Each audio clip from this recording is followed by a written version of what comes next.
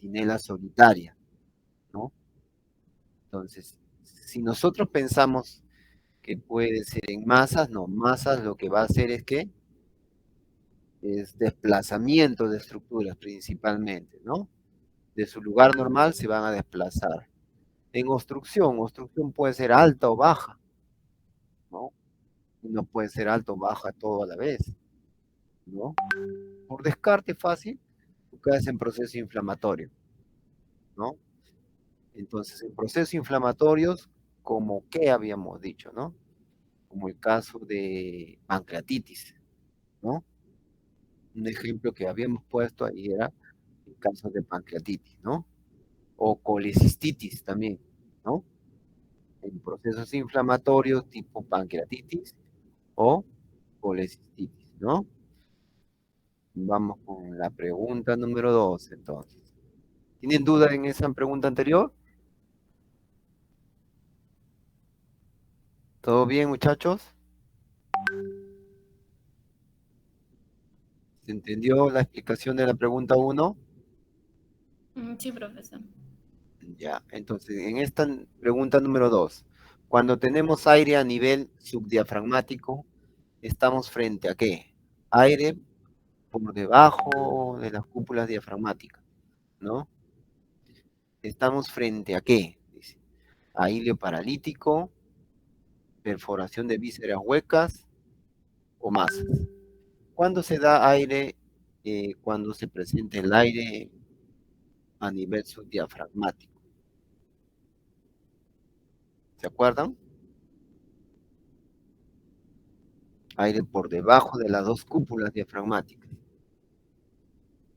¿Alguien recuerda eso? ¿Nadie? ¿Algún voluntario? El neumoperitoneo, pero eso sería abajo, entonces sería cuando el paralítico, un indicador. En el hilio paralítico, debajo de las cúpulas diafragmáticas. ¿Ah?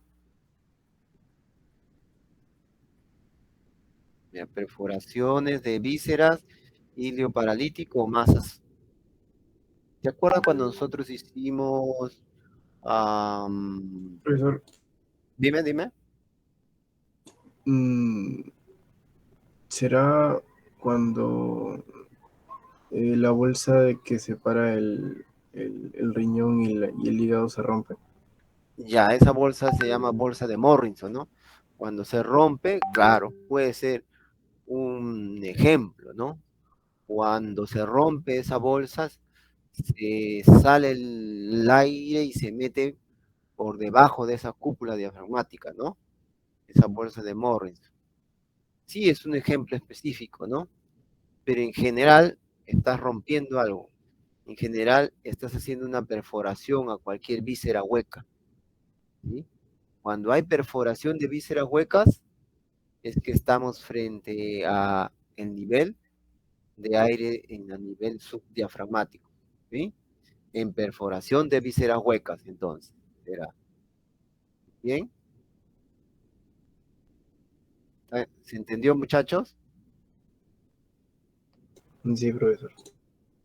Ya está, correcto. Vamos con la pregunta número 3. Nos dice, en obstrucción simple de intestino delgado, ¿qué no se visualiza? En intestino delgado, en obstrucción de intestino delgado. Disposición en escaleras de asas dilatadas. En antes nomás acabo de decir que la disposición de escaleras de asas dilatadas era signo de ¿qué? De obstrucción de intestino delgado. O sea, esto es clásico, sí. Pero acá me dice no se visualiza. Distensión gaseosa hasta el punto de obstrucción. Claro, va a haber distensión gaseosa hasta el punto donde se ha obstruido. O sea, es decir, si en toda esta extensión de intestino que puedo yo imaginar acá, ¿no? Como este cable que estoy agarrando es intestinal, vamos a decir. Y vamos a decir que a este nivel sea la obstrucción, ¿sí? En donde está dobladito, ¿sí? Entonces la distensión gaseosa va a ser solo hasta este punto, ¿no? Se distiende todo esto y no puede ir más allá, ¿por qué? Porque acá está el punto de obstrucción. Eso es lo que me está explicando esto. distensión gaseosa hasta el punto de obstrucción. Entonces, eso también se presenta en una obstrucción simple de intestino delgado. Y por lógica, cae que la presencia de gas en colon. Claro, estamos hablando de intestino delgado y no tiene que ver nada la distensión de gas en colon, ¿no? Entonces, la respuesta sería la C ahí. ¿Correcto? Muy bien. Vamos a la pregunta número 4. En una radiografía simple siempre se va a ver los músculos psoas, ¿no? La sombra de los músculos psoas. Entonces ahí nos dice, el borramiento del músculo psoas se da ¿por qué? Por edema, por obstrucción o por hilio paralítico. Cuando se borra, ¿sí? Esa, vamos a decir, esa sombra, ese triángulo que hay. A ver, imaginen ustedes que para que haya, vamos a decir, la visualización de una estructura, tiene que haber interfase, ¿no? De densidades, ¿no? De diferencia de densidades. Profesor, pero músculo de psoas es lo mismo que tejido blando que está alrededor de ese músculo. Claro, pero hay una interfase que es la grasa, ¿no? Muscular del músculo psoas, y por eso que el músculo psoas se ve, ¿no? Ya está. Entonces tendría que existir una interfase, ¿para qué? Para que haya visualización de esos músculos psoas. Si esa interfase se borra, solo esa interfase, no decimos que el músculo psoas se borra, ¿qué pasaría? ¿Se vería el músculo psoas? ¿Qué dicen ustedes? Si esa interfase se borra de ese músculo psoas, ¿qué pasaría ahí?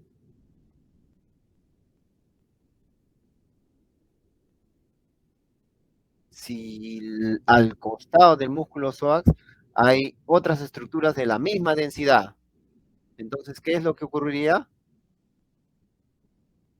Que ya no habría ¿qué? Diferencia de densidades, ¿no? Y si no hay diferencia de densidades, ¿se podrá ver el músculo psoas? No, profesor. No se puede ver, ¿no? Entonces, ¿cuándo se va a borrar esa parte que vamos a decir que le da la interfase al músculo psoas, ¿no? ¿Cuándo se puede borrar?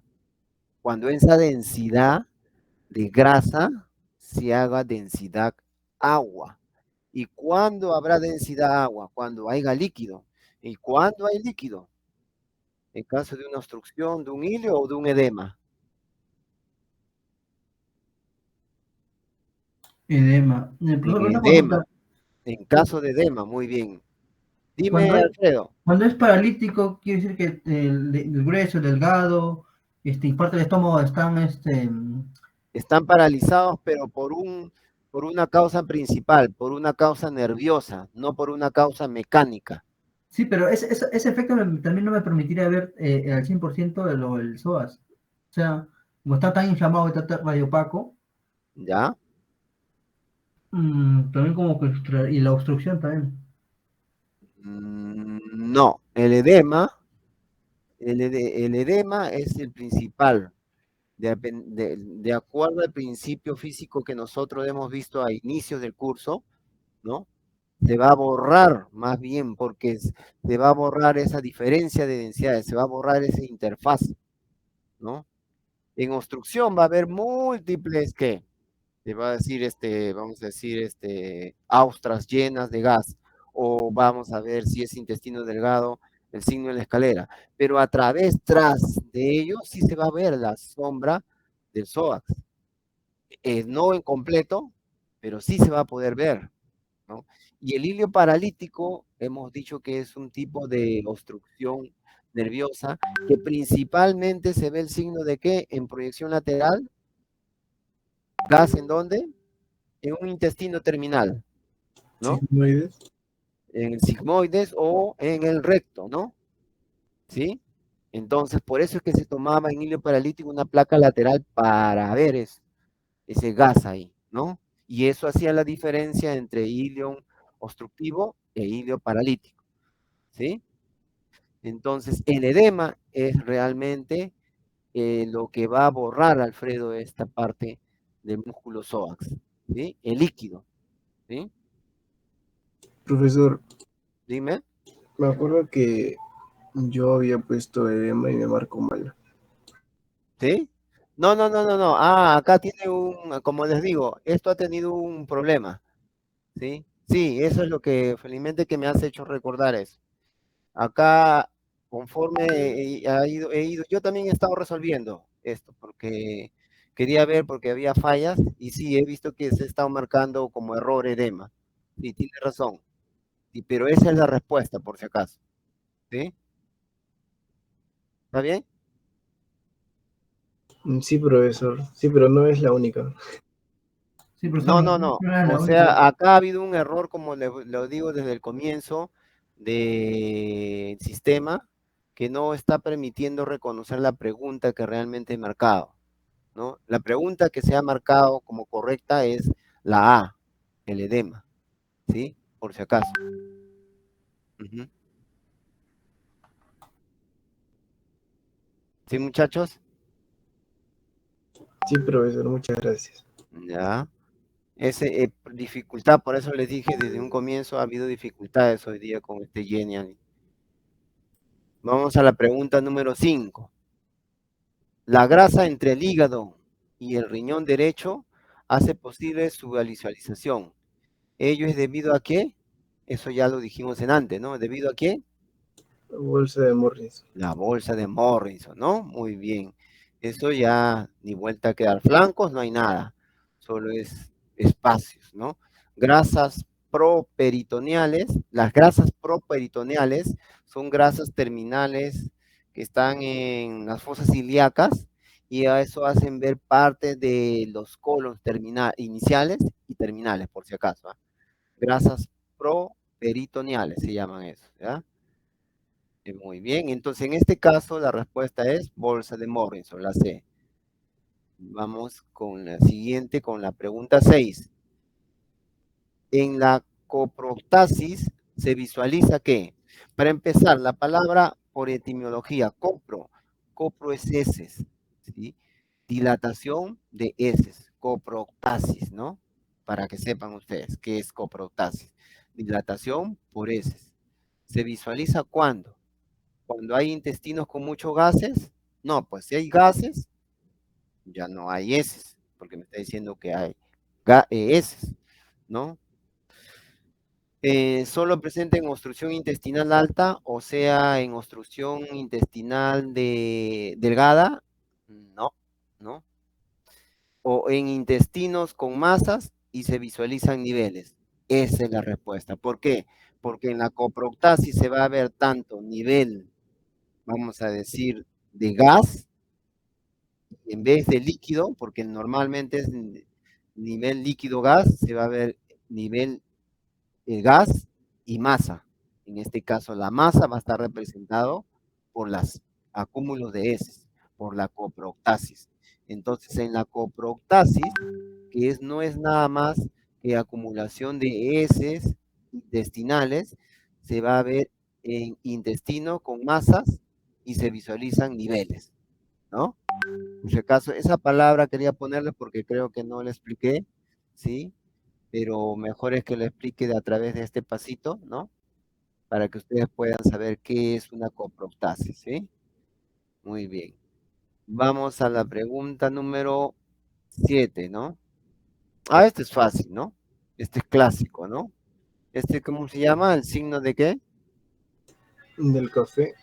Del café, del grano de café, ¿no? La imagen está asociada a qué patología clínica, el signo de grano de café, habíamos dicho. Profesor, en este caso hay dos respuestas. Como te Cuando vuelvo a dice, decir, Alfredo, acá ha habido un problema de sistemas. O sea, no te bases en lo que el sistema te está arrojando ahorita. Hay error ahí, ¿ah?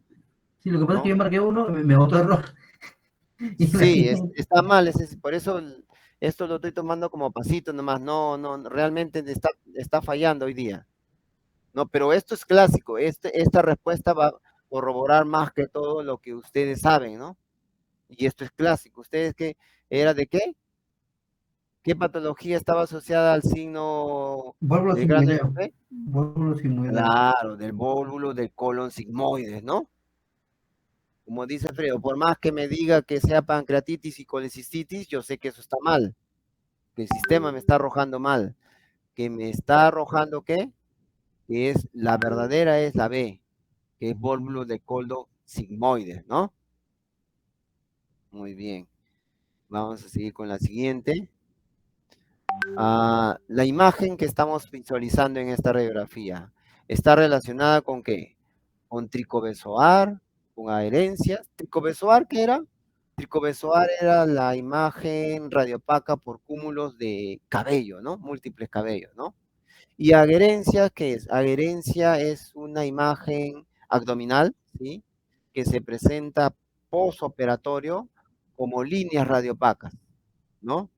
No lo visualizamos acá, más bien visualizamos por debajo de la semicúpula diafragmática derecha, ¿no? Una radiotransparencia y por debajo de la hemicúpula diafragmática izquierda, otra radiotransparencia, gas debajo, subdiafragmática, como decía una pregunta anterior. Entonces, esto es neumoperitoneo, ¿no? ¿Correcto? Sí, profesor. Ya, si hay dudas, me preguntan, ¿no hay? ¿Ah? Muy bien, entonces la respuesta es la C ahí. Vamos con la pregunta 9. El hilio paralítico se caracteriza radiográficamente por el hilio paralítico. ¿Por qué se caracteriza? Yo lo dije ya en antes. Gas en el recto. Gas en el recto, ¿no? La respuesta va a ser la A, ¿no? Presencia de válvulas conniventes, no, ese es intestino delgado. Presencia de austras, puede ser, pero más específicamente es presencia de gas en el recto, ¿sí? Muy bien. Y por último, la pregunta número 10. Y el hilo oclusivo, alto, alto, ¿ah? Está caracterizado por presencia de austras, distensión de intestino delgado o asas periféricas. Distensión de intestino delgado. Ya, ¿y por qué no es asas periféricas? Porque las periféricas me acuerdo que eran el oclusivo abajo. En el. Ajá, muy bien. Es de la obstrucción del colon, ¿no? Sí, profesor. Y presencia de austras, no, porque es otra vez obstrucción en colon, ¿no? Sí, muy bien, muchachos. ¿Hasta ahí ha habido algún inconveniente? Sé que ha habido inconvenientes con la respuesta porque yo también lo he estado resolviendo y he visto que está errando hoy día mucho esto, ¿sí? Pero más que todo, por eso le he resuelto para ver y para visualizar la verdadera respuesta, ¿ya? Muy bien, muchachos. Vamos a ver. A ver, Alonso. Sí, profesor, como usted decía que tenía inconvenientes en la aplicación, por lo que te arrojaba Sí, sí. preguntas, o sea, esto en sí, la nota es No, la válida o nota no es válida. No no es es válida. válida. Claro, no es válida porque si no, pues, ¿qué nota saldría acá, no? Ah, claro, claro. Sí, sí, Más entiendo. que todo es para el aprendizaje ahorita, ¿no? Ya, Muy profesor, bien. muchas gracias. Ahora, vamos a hacer lo que corresponde a radiología torácica 1, ¿sí? Vamos a ver. Vamos a agarrar por acá. Y sí, ya lo tenemos por ahí. Vamos a compartir pantalla, ¿ya? Ujú. Ahí vamos a compartir.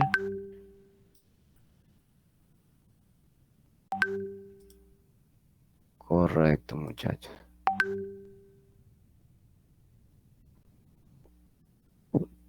Muy bien. A ver.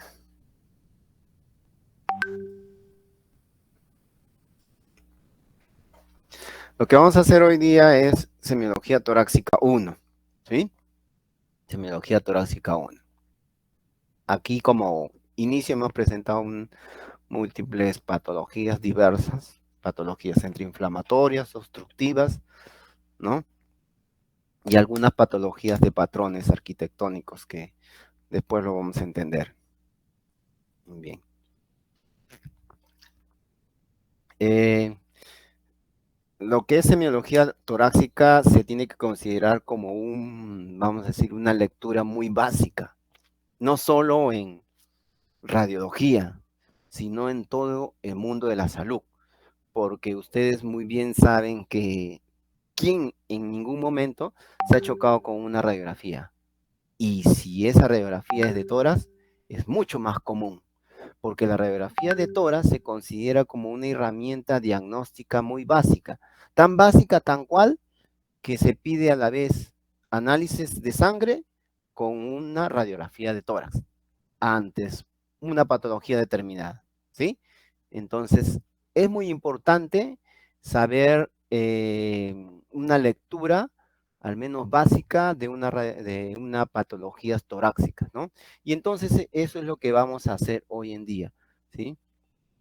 Vamos a realizar una sistemática de cómo se realiza las lecturas radiográficas de tórax. Muy bien. La sistemática de una lectura radiográfica tiene una secuencia, ¿no? Y esa secuencia va a tener vamos a decir, una forma de desarrollo, ¿sí? Va a empezar de lo general a lo particular. Y acuérdense ustedes cuando hicíamos las primeras clases de radiodiagnóstico, decíamos que teníamos dos tipos de visiones, ¿no? Una visión escotópica y una visión fotópica. ¿Se acuerdan eso que les expliqué la primera clase? ¿Sí? Y una visión escotópica era una visión general que nosotros le dábamos a una imagen, ¿no? Es la visión, la primera visión, la primera vista. Y cuando nosotros detectábamos algo anormal o algo que nos llamaba la atención, centramos nuestra observación o nuestra mirada hacia ese punto. Ese punto particular se va a denominar a este tipo de análisis una visión fotópica. Entonces vamos a ir de lo general a lo particular, de la visión escotópica a la visión fotópica. ¿Sí? Muy bien. Entonces vamos a tener que tener siempre una visión inicial, una visión sistemática, una visión global, una visión general, ¿no? Y para ello vamos a tener varios puntos que revisar primero, varios puntos ante una radiografía de tórax, como es el tamaño corporal, ¿sí? Hay tórax grandes y hay tórax pequeños, hay tórax medio cuadrangulares, sí, ya lo vamos a ver en qué patología. Hay tórax más bien en forma de campanas, hay tórax en forma todo contraria, de embudos. Tiene una forma y tiene una relación esa patología. El tamaño y la forma tienen un tipo de descripción y la simetría también, porque de un todo tórax tiene que haber una simetría, ¿no? Si hablamos de un tórax de un hombre o si hablamos de un tórax de una mujer, tenemos que tener en cuenta que ahí hay diferencias entre un tórax masculino y un tórax femenino. Más allá de la sombra mamaria que presenta las toras femeninas, también hay otros tipos de diferencias con respecto a la parte vascular, ¿no? Y eso lo vamos a ver la próxima clase cuando hagamos lo que es vasos, ¿no? Que es mediastino en lo que es todo lo que es sistema torácico, ¿no? También vamos a ver que una radiografía de tórax en niño es muy diferente a una radiografía de tórax en joven o de un adulto, o más aún de un anciano. Muy diferente a la de un niño, ¿sí? Vamos a presentar si tenemos, vamos a revisar, perdón, si tenemos objetos o cuerpos extraños. No solo objetos extraños como los clásicos medallas o rosarios o en fin, prendas metálicas, no, sino también objetos metálicos que pueden estar enclavados quirúrgicamente en el cuerpo humano, como por decir un marcapaso, como puede decir un catéter, etcétera, ¿no? Entonces tenemos que ver tubos, prótesis, válvulas o tubos de drenajes. Entonces todo eso lo vamos a revisar antes de visualizar una patología específica, ¿no? Tenemos que dar entonces una visión global primero, ¿no? En esta secuencia que vamos a ver, ¿no? De lo general a lo particular, de lo escotópico a lo fotópico, radiológicamente diríamos que se lee así.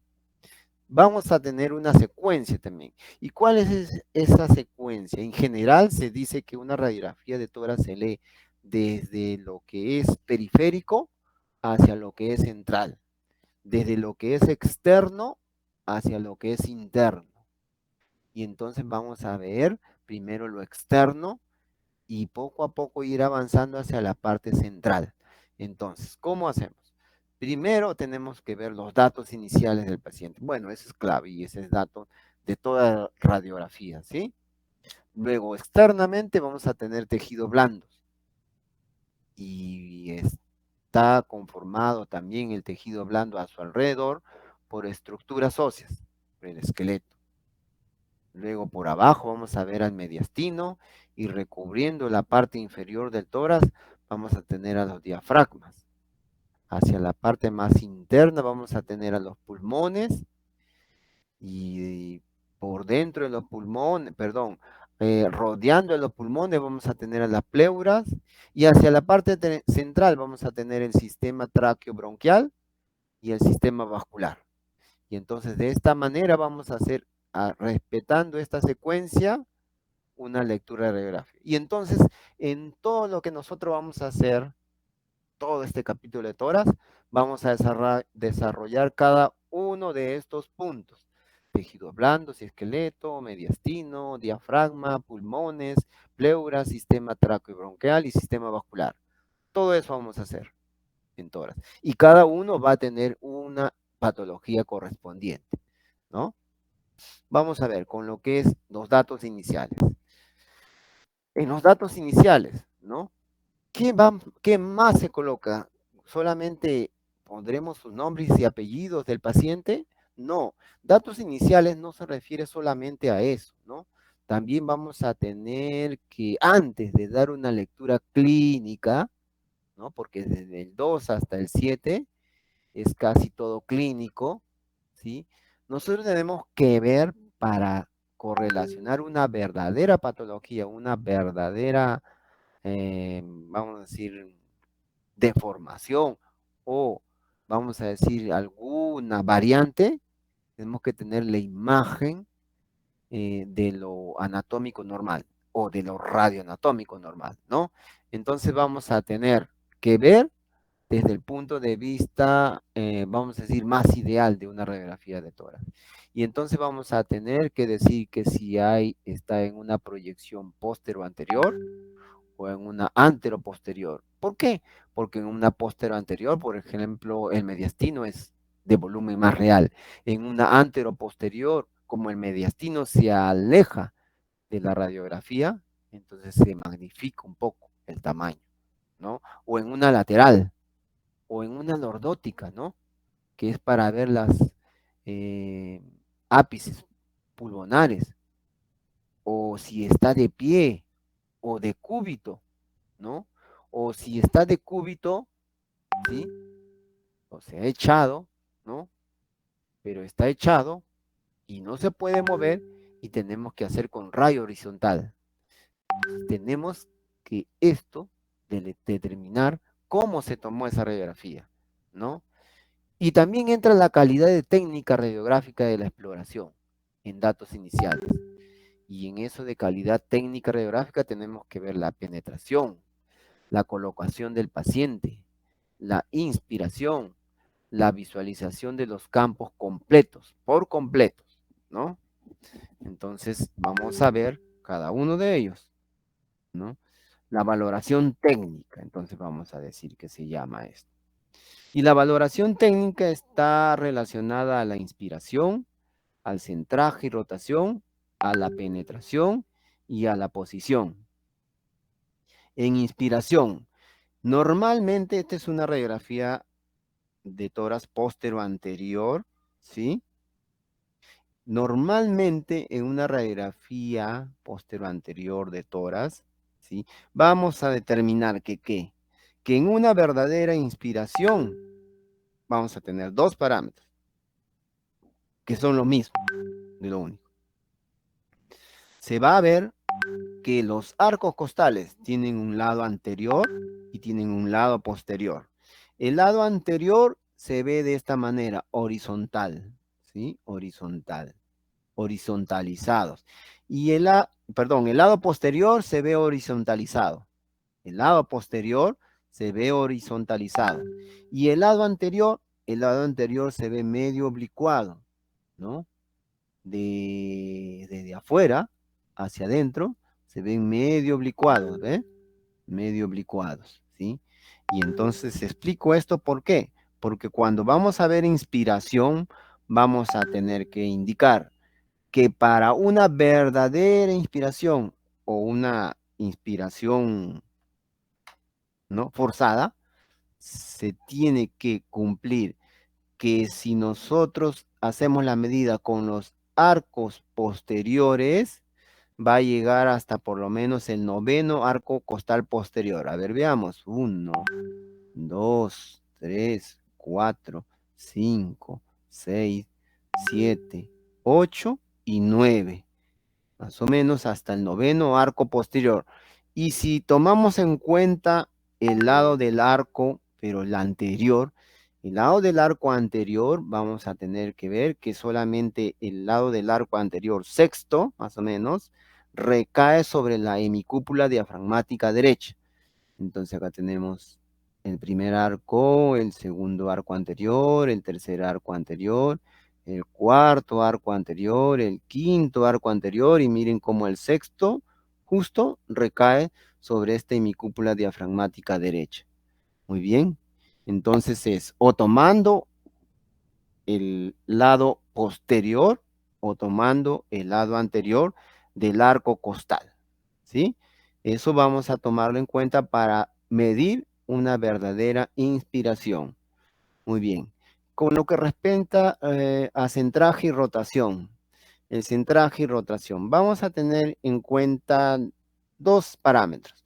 Primero, vamos a tener en cuenta esta línea en azul que va a unir, ¿no?, en forma rectilínea, ¿sí?, a las apófisis espinosas de los cuerpos vertebrales, en una línea media, ¿sí? Listo. Luego, vamos a decir que la parte, se llama estructura ósea, ¿qué?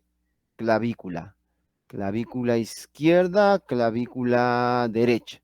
Y que la clavícula derecha o izquierda se van a encontrar de una manera equidistante a la línea media de ¿qué? Que une las apófisis espinosas. O sea, van a ser equidistantes las dos.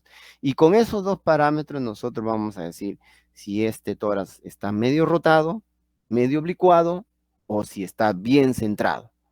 ¿Sí? Listo, muy bien. ¿Qué más tenemos que ver? Tenemos que ver la penetración, ¿no? En una verdadera imagen, ¿sí?, ¿no? En una verdadera imagen, si se ve muy radiopaco o si se ve muy radiolúcido, vamos a decir que se toma como parámetro la visualización de las 5 primeras estructuras de cuerpos vertebrales dorsales. Se visualizan bien, ¿sí? Y que a través del corazón algo de cuerpos vertebrales dorsales finales se va a visualizar también, que es lo que estamos viendo acá, ¿no? En una verdadera penetración, ¿no? Para decir que está en una técnica ideal, ¿no? Muy bien, y la posición, ¿cómo vemos si este paciente ha estado echado o si ha estado parado en bipedestación? Acá tenemos una estructura que le hemos pintado o le hemos delineado con fucsia, que es radiotransparente, que se visualiza debajo de la hemicúpula diafragmática izquierda, ¿sí? y que es de densidad radiolúcida. Sí, radiolúcida porque es gas. Gas dentro de qué? Del estómago. Y cuando el paciente está parado, ese gas se va hacia el fundus, hacia la parte superior del estómago, ¿sí? Y se va a formar una cúpula, una cúpula, ¿sí? De nivel hidroaéreo, ¿sí? Por debajo de la hemicúpula diafragmática izquierda, ¿no? Un nivel hidroaéreo. Y eso representa que al fundus del estómago. Y esto se va a presentar solo cuando está en bipedestación. El nivel, ¿no? Hidroaéreo por debajo de la hemicúpula diafragmática izquierda es cuando el paciente está en bipedestación. Y cuando no está en bipedestación, este nivel desaparece. Entonces ese gas que está en el estómago no desaparece, sino que se distiende a la extensión de todo el estómago. Y ya no va a haber nivel, sino va a haber más o menos la forma de él, vamos a decir, de toda la periferia estomacal, en forma radiolúcida, porque está lleno de gas, ¿no? Esto vamos a desarrollarlo, cada uno de ellos. Por ejemplo, con lo que respecta a penetración, nosotros decimos que va a haber una buena o mala penetración. Por ejemplo, tenemos dos imágenes acá, una que está a este lado, que es hasta su lado derecho de ustedes, y este va hacia el lado izquierdo de ustedes, ¿sí? Hablando radiológicamente, ¿sí? Y vemos que este que está hacia el lado derecho está muy blanco, está muy, vamos a decir, blando, se dice. Poco penetrada, entonces se dice, tomando el término poco penetrada, ¿no? Muy radiopaco. Y todo lo contrario, el que está hacia el lado izquierdo, la radiografía que está hacia el lado izquierdo, ¿no? No se ven estructuras vasculares, ¿no? Bronquiales, perdón, ¿sí? Y se ve muy oscuro el campo pulmonar. Está muy penetrado. Está poco penetrado y está muy penetrado. Lo ideal es el intermedio. Para ver ese intermedio tenemos que ver que la trama broncovascular, que aquí apenas se ve y que acá se ve, pero que por ejemplo que el seno costeodiafragmático se ven medio borrados porque son muy radiopacos, ¿no? Medio que se han borrado, ¿no? Entonces esas imágenes me van a ayudar a distinguir cuándo está o no, o bien o mal tomado, ¿no? En este caso es cuando hay un buen contraste, ¿no?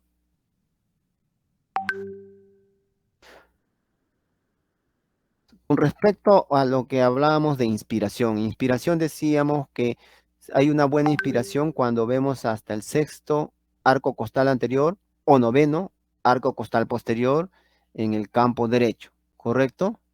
Sí, esa es una muy buena inspiración. Y cuando está menos, por ejemplo, en este caso, vamos a ver 1, 2, 3, 4, 5, 6, 7 y apenas 8, hasta el octavo arco costal posterior. Entonces, si no llega a noveno, entonces esto está expirado. Está expirado y se nota que el campo pulmonar es de mayor distensión, el campo pulmonar en expiración es de menor distensión, ¿sí? Se nota, ¿no? Comparando uno del otro. Sin embargo, es el mismo paciente, ¿no?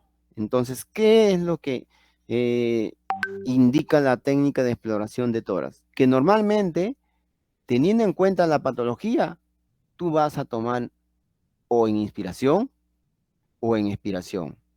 Por eso a mí me enseñaron a tomar en inspiración nomás.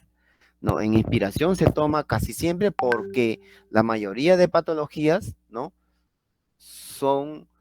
Pues se detecta, bueno, a través de la inspiración. Pero hay algunas patologías que se van a indicar para tomarse en expiración, ¿no? Sí hay indicaciones de radiografía de tórax para tomar en expiración. Y eso vamos a ver con qué patologías. Entonces, para nosotros explorar una radiografía de tórax, tiene que verse con buena distensión para visualizar casi todo el campo pulmonar. Pero sin embargo, ante esa distensión hay ciertas áreas que se van a mantener ocultas, ¿no? Entonces, ¿qué hacemos ante ese caso? Tenemos que reconocer cuáles son esas áreas que se van a mantener ocultas. Por ejemplo, son los ápices.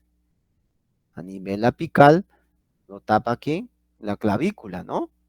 Y parte de las cúpulas más superiores también se tapan, ¿por qué? Por el reborde costales, ¿no? Superpuestos acá, ¿no? Detrás de las semicúpulas diafragmáticas, detrás de esta sombra de cúpula diafragmática, hay todavía tórax. Y yo no sé qué habrá ahí de patología, ¿no? Detrás del corazón, esto de acá que vemos imagen central, ovoidea, radiopaca, es el corazón, ¿sí? Y detrás de eso yo no sé qué hay. Entonces, esas estructuras, a pesar que se mantiene una buena distensión, me oculta cierta parte pulmonar, ¿no? Entonces, para ello tenemos que tener alguna técnica, ¿no? De proyección, como es para ver la parte apical, tenemos la ordótica. Para ver la parte anterior o posterior al corazón, tenemos la proyección lateral. En fin, y para ver cúpula diafragmática, tenemos en inspiración y placas en expiración. Las dos a la vez, ¿no? Entonces, esas son las técnicas que nosotros vamos a utilizar de acuerdo, otra vez repito, a las patologías que vamos a ver. La calidad de la técnica, ¿no? Está relacionado también a la calidad de la respiración. Se dice que una verdadera inspiración, ¿no? Una verdadera inspiración, un volumen respiratorio máximo, es lo que me da en una verdadera, una buena distensión. Y cuando se alcanza un buen volumen respiratorio máximo, eso lo han visto en fisiología ustedes, pues lo hago recordar. Se alcanza un buen volumen de respiratorio máximo, ¿no? ¿Cuándo? ¿En la primera inspiración? No. En la segunda inspiración, o sea, tome aire, no respire, bote. Segunda vez. Tome aire, no respire, ahí recién tomo la radiografía. ¿Correcto? En una segunda inspiración, recién alcanzamos el volumen inspiratorio máximo. Muy bien. Entonces, cuando está mal inspirada, decimos que está con una mala técnica, ¿no? Y la mala inspiración me puede dar falsas patologías o falsas imágenes. Como el volumen no se ha distendido mucho, el volumen se ha reducido, las estructuras internas parecen más grandes, porque el volumen inspiratorio ha sido mínimo. Entonces, por lo tanto, me va a dar un corazón más grande, cardiomegalia. Me va a dar un reforzamiento de la trama broncovascular, engrosamiento ilear. Me va a dar un ensanchamiento de los vasos sanguíneos, ensanchamiento de mediastino. ¿Sí? Esta mala inspiración me puede dar formación de falsas patologías, de falsas imágenes, como cardiomegalia, como engrosamiento ilear o ensanchamiento mediastínico. O sea, es importante tener una buena respiración. ¿Y dónde se logra? Con la segunda inspiración. Vuelvo a repetir. Tenemos proyecciones especiales, ¿no? Antes lo dije, no todas las radiografías son en inspiración. Hay algunas patologías que van a estar indicadas en qué, en, en la expiración. Por ejemplo, ¿cuál sería indicación de expiración? Vamos a ver acá. Acá tenemos la detección de neumotoras, de evaluación de la excursión diafragmática, el atrapamiento aéreo o la membrana hialina. Entonces tenemos estas 4 patologías. La detección de neumotoras. El neumotoras, ¿no? No es nada más que la presencia de aire entre el pulmón y la pleura, ¿no? Entre esa cavidad, cuando se llena de aire, ¿por qué? Por algún trauma o por alguna, vamos a decir, ruptura de esos sacos alveolares, ¿no? Entonces se escapa ese aire, atención, es decir, por compresión, y pasa al espacio virtual que es el espacio pleural. Y entonces ese espacio pleural que se llene de tórax, de aire, perdón, comprime ¿a quién? A toda la trama broncovascular, o sea, al bronquio, a los sacos alveolares, todo lo comprime, ¿no? Y parece un tórax chiquitito porque está comprimido y el resto es lleno de aire, pero de aire vacío, sin contenido, sin bronquios, sin vasos, sin nada, ¿no? Una radiotransparencia muy marcada, ¿no? Esa es una detección de un neumotórax. De evaluación de la excursión diafragmática. ¿Qué quiere decir excursión diafragmática? Excursión diafragmática quiere decir el movimiento que se da por las semicúpulas diafragmáticas. Cuando se inspira, ¿qué pasa con las cúpulas diafragmáticas? Bajan. Y cuando se expira, sube. Entonces, a ese movimiento que tiene la cúpula diafragmática, que es en inspiración baja y es inspiración o en expiración sube, se llama excursión o desplazamiento diafragmático. Puede subir o puede bajar, ¿no? Atrapamiento aéreo. Atrapamiento aéreo es que se obstruye el aire en una cavidad determinada. Y a ese atrapamiento aéreo vamos a llamarlo enfisema. Vamos a ver más detalladamente su patrón cuando tengamos que desarrollar en la segunda parte, cuando se nos llene la cabeza de tantas patologías y de repente sentamos medio mareados porque voy a mencionar innumerables patologías, ¿no? Pero ustedes tienen que fijarse desde ahorita, leer esta parte para que no se pierdan en lo que es radiología torácica. El atrapamiento aéreo puede ser un enfisema obstructivo, puede ser un enfisema difuso o puede ser un enfisema lobar. Enfisema quiere decir aire en una determinada cavidad y eso es atrapamiento aéreo. Membrana hialina. La membrana hialina es una patología, vamos a decir, neonatal que se da en niños recién nacidos, pero niños recién nacidos prematuros. Es decir, cuando el pulmón se está desarrollando en la etapa fetal, se termina de desarrollar más o menos hacia el 9º mes, recién, ¿sí? Y en ese 9º mes se forman ciertas componentes, ¿no? Y uno de los componentes, ¿no?, fetales es una membrana hialina. ¿Qué es una membrana hialina, profesor? La membrana hialina es que, vamos a decir, lo que está rodeando al pulmón en la etapa fetal, ¿sí?, son glóbulos rojos con ciertos colágenos, como una membrana se forma. Pero no es una membrana, es realmente glóbulos rojos con colágeno, ¿sí?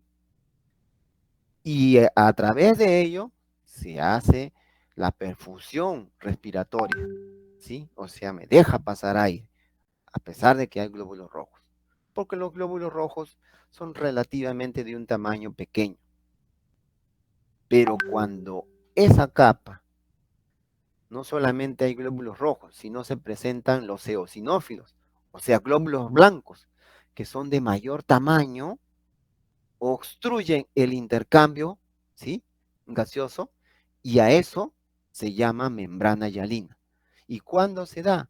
Cuando sobre todo los niños nacen prematuros, es decir, antes de los 9 meses. Decíamos antes que el sistema respiratorio o el pulmón se termina de formar hacia el 9º mes. Pero si nace antes del 9º mes, es decir, que no nace sin haberse formado completamente el pulmón. Entonces es más, ¿no?, incidente de que tenga esa patología ese recién nacido prematuro. Y cuanto más prematuro, será más reincidente o más incidente la patología de membrana hialina. Es decir, ¿en dónde es más común? ¿En un niño de 7 meses o un niño de 6 meses? En el niño de 6 meses, porque nació mucho más antes, ¿no? Entonces, cuanto más prematuro, es más casuístico, ¿no? Que se presente la membrana hialina. Muy bien, y estas son las patologías que se presentan, ¿sí? Y que nosotros tenemos que tomar en cuenta para tomarlo en expiración, ¿sí? Son 4 patologías. Vamos a ver. Esta es una radiografía de tórax y presenta algunas partes, ¿no? Vamos a hacer un recordar de esas partes. Tenemos estructuras óseas, ¿no? Tenemos escápula con su coracoide, tenemos la clavícula hacia los dos lados, tenemos los arcos costales, ¿no? ¿Sí? Y por acá abajo tenemos las cúpulas diafragmáticas. Cúpula diafragmática derecha, cúpula diafragmática izquierda, ¿sí? Y al centro tenemos mediastino, que está conformado principalmente por corazón, ¿sí? Y grandes vasos, ¿sí? Tenemos acá en la parte ventricular y la parte auricular superior, ¿no? Tenemos la aorta, callado aórtico y tenemos la arteria pulmonar, ¿sí? Entonces esta radiografía de tórax, ¿no? Tiene que tener ciertos, vamos a decir, de la primera estructura que vamos desarrollando, del organigrama de la lectura, tiene que tener un nombre, tiene que tener una fecha, tiene que tener indicaciones de la posición, tiene que tener su número de historia clínica, tiene que tener su tipo de proyección y tiene que tener calidad. Y estamos viendo calidad, ¿no? Entonces vamos a ver ahora la segunda parte, el segundo componente de todo lo que hemos leído. La primera era toda la parte externa, ¿no? Que es calidad, posición del paciente, ¿no? Y ahora vamos a ver estructuras óseas y estructuras blandas, tejido blando, ¿no? En estas estructuras óseas que rodea la caja torácica, que está conformando la caja torácica, que es la que hace la función de protección hacia los pulmones, ¿sí? Tenemos que tener en cuenta su tamaño en total, su forma y su contorno de esos huesos que lo rodean, porque esos huesos pueden tener patologías, ¿no? Si tenemos una estructura ósea de buena densidad, o sea, bien mineralizado o desmineralizado, ¿no? Si tenemos que la parte media, la parte medular, que es la parte de tejido óseo trabecular, ¿no? Presenta buena densidad homogénea, o si los rebordes, ¿no? De la periferia presenta un contorno liso, o si presenta pequeñas erosiones o fracturas articulares, ¿no? Y si entre hueso y hueso, que hay el espacio articular, ¿no? Como por ejemplo esta clavícula con este acromion, se presentan muy bien relacionados, si esa articulación es normal o si se ha ensanchado ese espacio articular. En fin, tenemos que ver estructura ósea, todo, ¿no? Esta caja torácica está conformada por 4 estructuras óseas en general, ¿no? En esta proyección lateral, de adelante hacia atrás, vamos a tener esas estructuras óseas. Hacia adelante el esternón, hacia toda la parte central y media rodeando todo el pulmón, vamos a tener que las costillas o los arcos costales. Hacia la parte posterior, más posterior, vamos a tener la columna vertebral formado por los cuerpos vertebrales. Y hacia la parte posterior superior, ¿no? Vamos a estar conformando, en esta lateral no se ve, pero la hemos representado por una línea turquesa, por el, ¿qué? Por las escápulas, ¿no? Las escápulas. Tenemos 4 estructuras: esternón, arcos costales, escápulas y cuerpos vertebrales, ¿sí? Y esos son lo que conforman, ¿qué? La caja torácica, ¿sí? Tenemos tejido blando. Y a nivel de tejido blando, ¿no? Vamos a ver a nivel de cuello. Vamos a ver una estructura blanda que se forma a nivel de cuello, ¿no? Que es la sombra, ¿qué? Radiolúcida que vemos acá, que es como una cúpula de un, vamos a decirlo después, como es la cúpula de un castillo, ¿sí? Que es la tráquea, que representa la tráquea, ¿no? Los tejidos blandos, hay que ver que el tejido blando que rodea a todo el tórax, ¿sí? Presenta una densidad homogénea, ¿sí? Densidad blanda, densidad agua, ¿no? Tenuemente radiopaca, ¿sí? Y que esos tejidos blandos no presenten calcificaciones o no presenten todo lo contrario de calcificaciones, radiotransparencias. Se van a llamar enfisemas subcutáneos, ¿no? Y que la posición de la tráquea es central, como estamos viendo acá en la parte de cuello, ¿no? La columna y la caja torácica, ya hemos dicho. La columna va hacia la parte posterior media, ¿sí? Bien alineada. Y la caja torácica que está conformada principalmente por los arcos costales, ¿no? Hay que recordar la parte que hicimos inicialmente. Como es todo una caja torácica, tenemos que empezar con una visión general, una visión escotópica, y luego cuando encontremos algo particular, nos centramos, nos particularizamos en esa visión fotópica, ¿no? Entonces hay que concentrarnos en los detalles del esqueleto. Los detalles del esqueleto es visión fotópica. Tenemos que saber mirar a través del mediastino la sombra de los cuerpos, los últimos cuerpos vertebrales dorsales, ¿no? Revisar si hay asimetría entre arcos costales de un lado a otro, ¿no?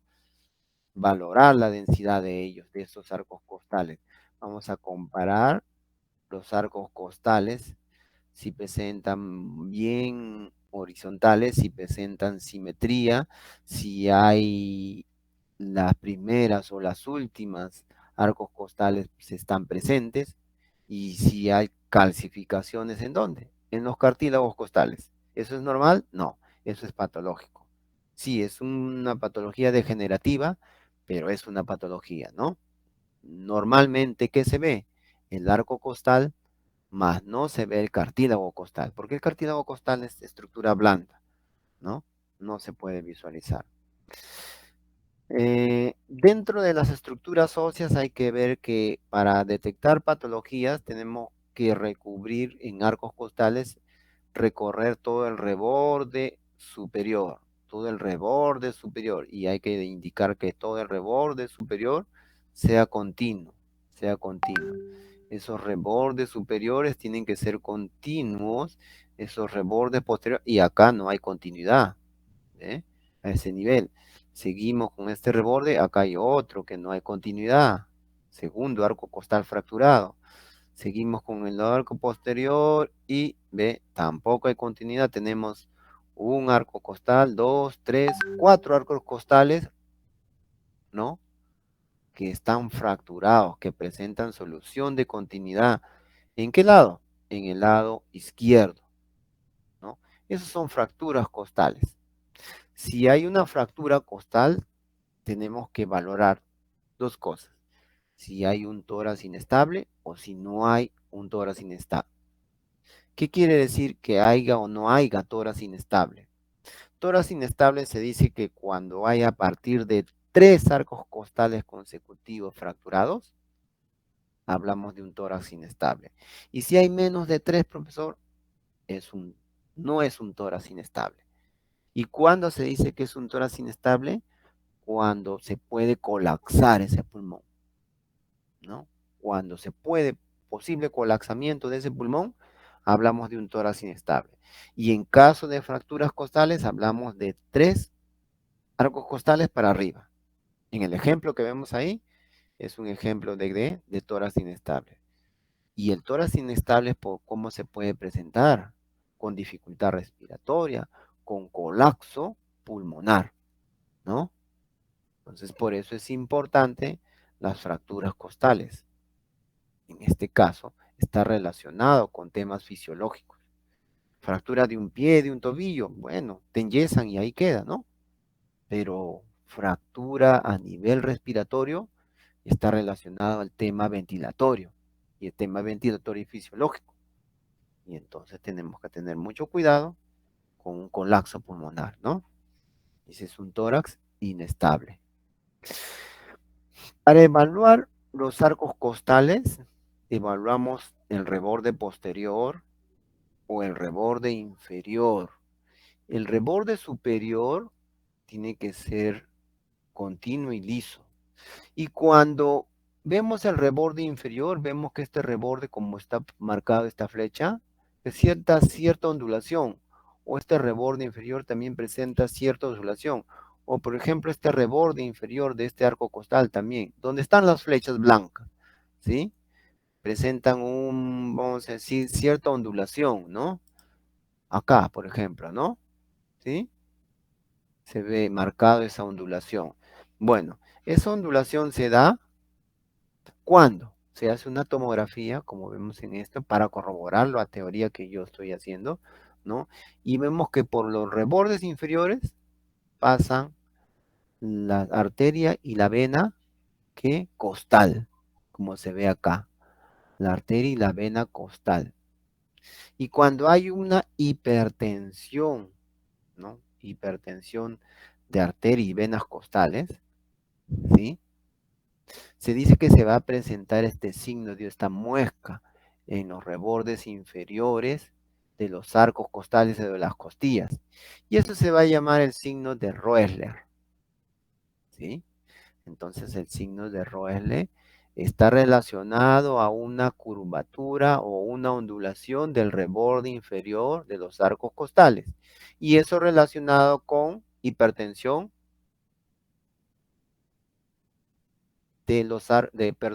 hipertensión de los vasos costales, ¿no? Muy bien, ese es el signo de Roessler. Continuamos. Para visualizar un zoom y se ve, mire, ve, acá está esas cúpulas mejor delimitada, o esta otra cúpula, o esta otra cúpula, ¿ve? Se ven, ¿no? Debería estar así, como esto de acá, normal. Pero si presenta ondulaciones, está en relación a una hipertensión, ¿no? Costal. Y eso se debe denominar signo de Roessler. Muy bien. Vemos patologías a nivel de arco costal, de estructura ósea. Pero también vamos a ver patologías a nivel de la otra estructura ósea, que son los cuerpos vertebrales. Y los cuerpos vertebrales, ¿no? Vamos a ver que en este caso, si presentan cierta, por ejemplo, en este caso, vamos a ver que presentan, por ejemplo, una vértebra en cuña acá, 2 vértebras en cuña, 3 vértebras en cuña, ¿no? Y acá vértebra en pescado, decíamos, ¿no? ¿Cuándo qué? Cuando la lámina superior e inferior, ¿no? De los cuerpos vertebrales o cuerpos discales, ¿no? Se están ovalados, ¿no? Bueno, en general eso hace que haya una curvatura más marcada. Y si hay una curvatura más marcada, ¿no? Porque hay una curvatura más marcada porque se forman cuerpos vertebrales en forma de cuña, un aplastamiento de cuerpos vertebrales, eso va a determinar que también el volumen respiratorio, ¿sí? Entonces también tenemos que ver que las estructuras óseas influyen en el volumen determinatorio, porque determinan el volumen de la caja torácica, ¿sí? Vamos a avanzar. Y si tenemos estructuras hacia los costados y hacia la parte posterior, también tenemos anterior, ¿no? Y hacia la parte anterior tenemos el esternón. El esternón normalmente es un esternón que va con una, vamos a decir, ondulación, ¿sí? que es, vamos a decir, se superpone a los arcos costales anteriores. Se superpone esa ondulación del esternón. Sin embargo, en este esternón, vemos que este esternón presenta un esternón hundido en esta radiografía, ¿sí? Bien marcado. Y es este ejemplo de esta fotografía, ¿no? Un hundimiento se presenta, ¿no? Y eso se llama pectum excavatum. El pectum excavatum es una patología de presentación external y es una patología que afecta ¿qué? La caja torácica, ¿no? Presenta una deformación y una disminución del volumen respiratorio, ¿no? Si hay un pectum excavatum, también tenemos otra patología, el famoso tórax entonel. Más bien el tórax entonel no es una patología, es un signo. ¿Cómo es eso? Que el tórax entonel se da que presenta un tórax ancho, ¿no? Y se presenta que las semicúpulas diafragmáticas en posición lateral se horizontalizan, ¿sí? O en posición frontal también se horizontalizan, ¿no? Y que el diámetro posterior con el diámetro superior, ¿no? Se homogenizan, ¿no? Entonces se presenta como un tórax cuadrangular. Pero ese tórax entonel decía que no era una patología, no es una enfermedad eso, más bien es un signo de una patología, ¿no? Ese tórax entonel está relacionado con otra patología, con el enfisema, que lo mencionábamos en antes, ¿no? Con el enfisema, ¿no? Cuando hay enfisema, que eso sí es una patología, ¿no? Vamos a ver que se presenta el signo del tórax entonel. ¿Y cómo se presenta el tórax entonel? Que las semicúpulas diafragmáticas se horizontalizan, ¿no? Tanto en lateral como en frontal. O que el diámetro anteroposterior y la longitud, ¿no? Se ponen simétricos. O sea, se forma un tórax cuadrangular. Ese es un tórax entonel. Y decíamos, si había un tórax, perdón, un esternón hundido, también habrá un esternón salido, protruido, ¿no? Como es este caso, un tórax, perdón, un esternón protruido, ¿no? Es todo lo contrario. Y se forma como esta radiografía, perdón, esta imagen, esta fotografía, ¿sí? De este paciente, ¿sí? Un tórax salido. Eso se denomina el pectum carinatum, o tórax en quilla, o tórax en paloma, ¿sí? Entonces también es otra patología, ¿no? Profesor, ¿y esta patología del pectum carinatum y el pectum excavatum, que es lo contrario, tiene solución? Sí. Una de las soluciones, si es muy grave, es que a este nivel, como son todavía cartílagos, miren, acá a nivel de la horquilla external, ¿no? Se hace una incisión y esta parte distal se desplaza hacia la anterior, si es en pectum excavatum. Y si es el contrario, en pectum carinatum, ¿no? Se pone más ondulante, ¿no? Entonces, tiene solución. O el ejercicio respiratorio muy fuerte. ¿Y en qué ejercicio se da una respiración muy fuerte? Se dice que en la natación se da una respiración, una ventilación mecánica más fuerte. Por lo tanto, esa ventilación mecánica hace trabajar a estos cartílagos y a esta estructura ósea se puede, ¿qué? Amoldar. Entonces le recomiendan bastante natación a estos pacientes también, ¿no? Muy bien, ¿no? Entonces, eso es patologías de la caja torácica. La caja torácica también está conformada por tejidos blandos, ¿no? Y ahora vamos a ver patologías de tejidos blandos. Tejidos blandos que rodean al tórax, que rodean al tórax. Recuerda que la lectura de una imagen radiográfica va de lo general para lo particular y de afuera hacia adentro. Por eso estamos desarrollando todo lo que es periferia ahorita, ¿no? Todo lo que es periferia, ¿no? Y en tejidos blandos vamos a revisar el grosor global, si hay enfisema subcutáneo, si hay calcificaciones. Vamos a revisar los planos grasos entre cada músculo, ¿no? Puede haber asimetría debido a la presión o desigualdad del soporte de la película. Que la densidad del parénquima pulmonar cambia también por la posición de la sombra mamaria, como estamos acá. Es importante decir que cuando tú posicionas al paciente sobre el chasis o sobre la placa radiográfica, tiene que ser un acomodo simétrico.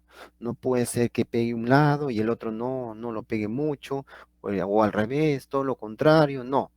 Porque eso me va a detectar esa desigualdad, ¿no? De presión, como dice acá, me va a hacer unas falsas imágenes. Voy a interpretar otra cosa que no es, ¿no? En tejidos blandos, ¿no? A ver, vemos en esta radiografía de tórax, ¿no? Múltiples imágenes en bandas radiolúcidas, pero que no solamente están en el tórax, sino también en el tejido blando, ¿ve? Que está alrededor, en todo el tejido blando, ¿ve? El tejido blando axilar derecho, tejido blando axilar izquierdo, tejido blando supraclavicular derecho, tejido blando supraclavicular izquierdo, dentro del campo pulmonar, todo, ¿no? Entonces, esas imágenes radiolúcidas, ¿no? Son de densidad aire en toda la pared torácica. Y cuando vemos aire en toda la pared torácica, vamos a ver que estamos hablando de un enfisema subcutáneo. El enfisema subcutáneo es la presentación de aire entre los músculos, ¿no? Entre cada capa muscular se va a escapar el aire del tórax por rotura de algún conducto o por mucha presión interna, ¿sí? Y ese enfisema subcutáneo también se da cuando hay problemas de esófago, ¿sí? Entonces aquí tenemos un enfisema subcutáneo masivo o generalizado en todo el tórax. En este caso, vemos estructura blanda, presenta densidad agua, y eso es normal. Acá también, normal, normal. En cambio, en el contralateral, es decir, en el lado derecho, miren, acá hay un enfisema subcutáneo. Pero de ese enfisema subcutáneo, ¿no? Porque son bandas radiolúcidas en tejido blandos, por acá también presentan bandas radiolúcidas, ¿no? Solamente es localizado, no es generalizado. Es focalizado hacia hemitórax derecho, ¿sí? Bien, ese es enfisema subcutáneo. Tejido blando rodeando por la parte superior y por la parte inferior, ¿quién se encuentra rodeando? Se encuentran dos músculos, ¿no? Que se llaman cúpulas diafragmáticas en forma de cúpulas, ¿no? Normalmente las cúpulas diafragmáticas en inspiración profunda, ¿no? Esa cúpula diafragmática en inspiración profunda va a hacer que la cúpula diafragmática derecha va a coincidir, como habíamos dicho, al desarrollar las inspiraciones, ¿no? ¿Con quién? Con el sexto arco costal anterior o con el noveno arco costal posterior. Y eso me indica una buena inspiración profunda, ¿sí? Una buena inspiración profunda, ¿no? La hemicúpula diafragmática izquierda, esta hemicúpula diafragmática izquierda, sobre él está descansando el corazón y parte de vasos, o sea, el mediastino, realmente, ¿no? Y como soporta un peso, esta hemicúpula diafragmática izquierda, si se dan cuenta comparándolo con la derecha, es ligeramente más, ¿no? Está posicionado más hacia abajo, ¿no? Casi dice que 95 a 90% de pacientes, esta hemicúpula diafragmática se presenta a la izquierda, más por debajo que la derecha. ¿Cuánto más por debajo? Entre 1.5 a 2 centímetros más por debajo la izquierda que la derecha, ¿no? Ahora, usualmente estas cúpulas son redondeadas, así como están esto de acá, redondeada o redondeada derecha o redondeada izquierda, ¿sí? Son redondeadas. Pero en algunos casos, se va a presentar ciertas lobulaciones o ondulaciones. Y esas son variantes nomás, ¿no? De la parte fascicular muscular, ¿no? Cada hemicúpula diafragmática, por ejemplo, esta hemicúpula derecha presenta acá y llega hacia la parte externa y choca con la pared de la caja torácica. Y va a formar un ángulo, como está acá en rojo marcado, ¿no? Va a formar ese ángulo. Ese ángulo hacia los dos lados, hacia el lado izquierdo también, ¿ve? Choca esta hemicúpula izquierda con la caja torácica y forma un ángulo, ¿no?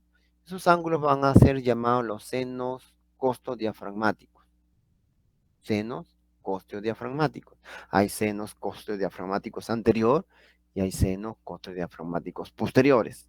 Hay seno costodiafragmático posterior derecho y seno costodiafragmático anterior derecho.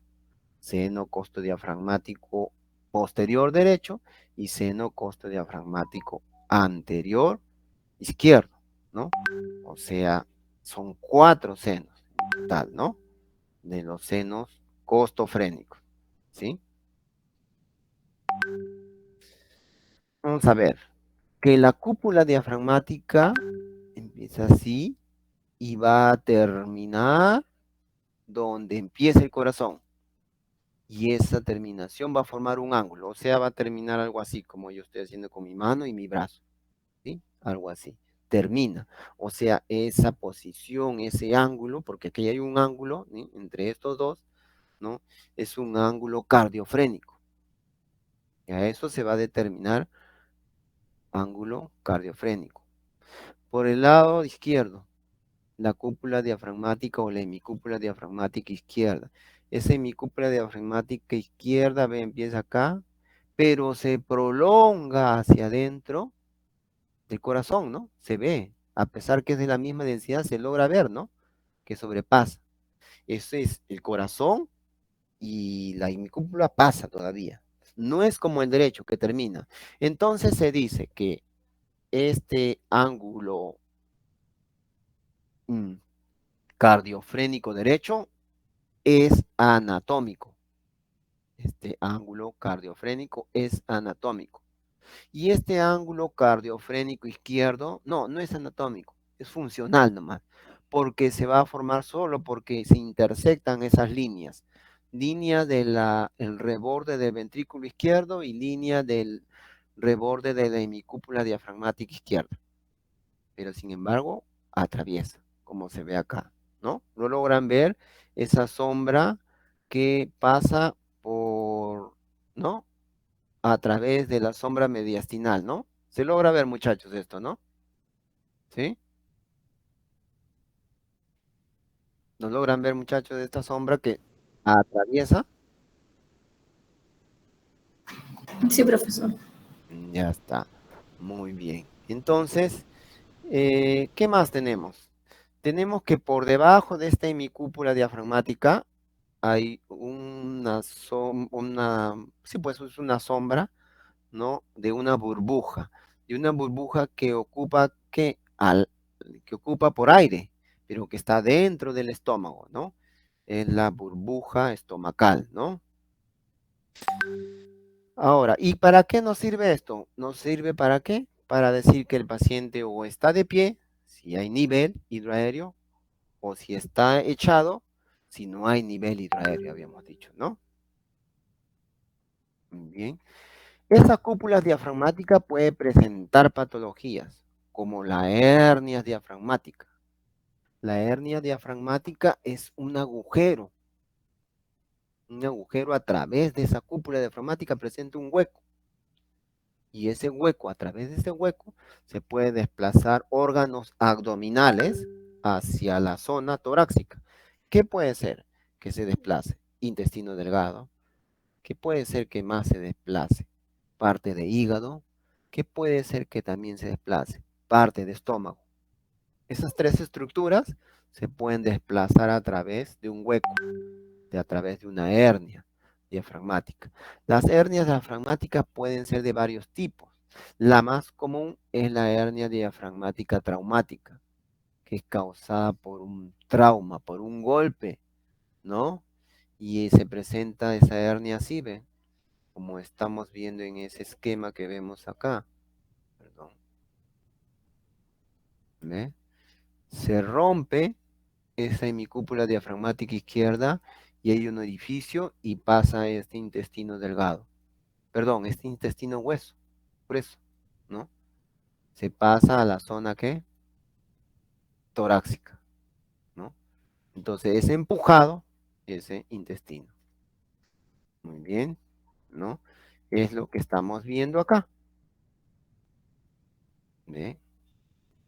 Esta burbuja de aire que pasa hacia la zona torácica, que es una burbuja de aire que está en asas colónicas y que es formado a través de ¿qué? De una hernia diafragmática, traumática en este caso.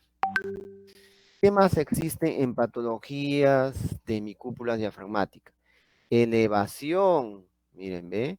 Normalmente habíamos dicho que la hemicúpula diafragmática izquierda, que está determinada por dos características principales, que atraviesa todo el mediastino, miren, ¿ve? Como lo atraviesa, acá se ve mejor, y que por debajo de ella siempre hay, ¿qué?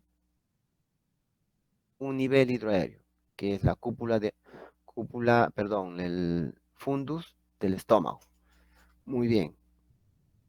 Pero esa hemicúpula habíamos dicho que está por debajo, hasta 2 centímetros máximo, decíamos, del contralateral, o sea, de la hemicúpula derecha. ¿Por qué? Porque el mediastino recaía sobre él. Y como recaía sobre él, hacía un desplazamiento por peso hacia abajo. Pero en este caso no, ve. Se está presentando todo lo contrario. Está más arriba, ¿no? Entonces, ¿qué ha ocurrido acá? Ocurre de que hay movimientos contrarios. Y esos movimientos contrarios, es decir, ¿qué digo? Movimiento contrario. Cuando yo inspiro, ¿qué pasa con las semicúpulas diafragmáticas? Baja. Y cuando yo expiro, sube. Cuando inspiro, baja. Cuando expiro, sube. Cuando inspiro, baja. Y cuando expiro, se eleva. Ya está. Cuando inspiro, baja. Pero este se quedó. ¿Qué pasó? Ese hace un movimiento contrario. Se llama movimiento paradójico. Movimiento contrario. Es decir, si este en inspiración baja, este sube. Cuando expiro, este baja y este todo lo contrario.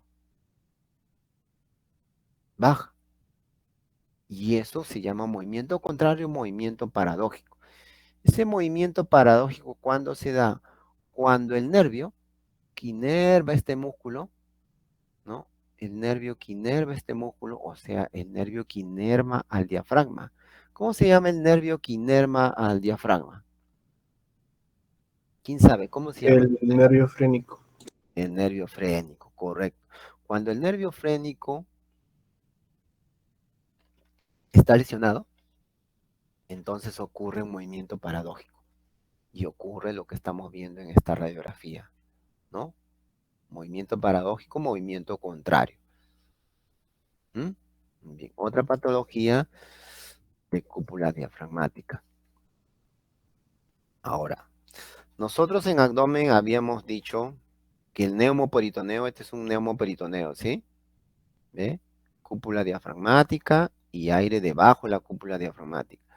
Cúpula diafragmática y debajo de la cúpula diafragmática. Muy bien.